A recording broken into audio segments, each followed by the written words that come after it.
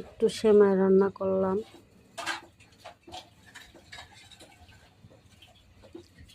সকালবেলার নাস্তা। আমার ছেলে সেমাই দিয়ে পরোটা দিয়ে অনেক পছন্দ করে খেতে, তাই রান্না করলাম।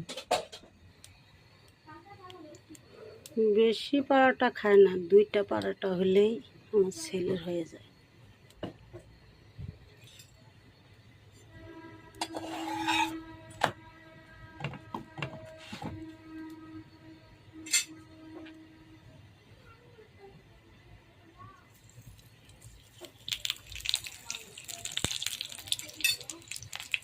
আমি আবার ঘরের জিনিসটাই আমার ছেলেদের খাওয়াই, বাইরের জিনিসটা খেতে চায় না।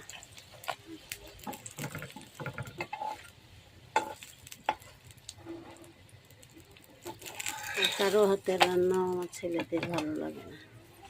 আম্মু তুমি যেটা রান্না করবো এটাই।